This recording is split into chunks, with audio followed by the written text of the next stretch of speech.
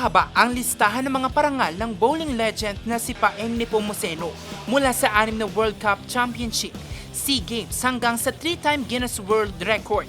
Hindi lang pangalan niya ang tumatak sa mundo, kundi ang buong bansa. Ang tagumpay na yan, hindi raw dumating basta-basta. Bunga raw ito ng dedikasyon, pagmamahal sa sports, tiwala sa Diyos at sarili. I came in second, third in the World Cup, and we learned valuable lessons. We evaluate each defeat and we work on it. I'm blessed that I have achieved everything that has to be achieved in terms of my bowling career. Sa edad na sa 69, wala pa ring kupas ang kanyang galing na kanya na ngayong ibinabahagi sa mga batang kegler tulad ni John Paul. Mahirap po talaga si bowling dati. Parang madalas, ba't pa ako natututo nito? Nakaka-frustrate. Hanggang sa lagi na po dinadala ng papa ko at pinapaturo guidance ni Coach Paeng ko. Natuto ako ng bowling.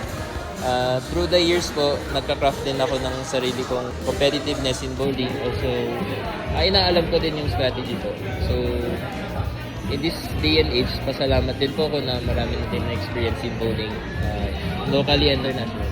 I'd attribute it to still the mental game.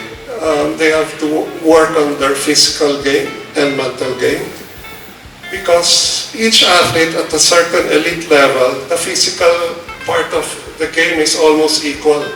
Usually, the better athlete is the one with a stronger mental game.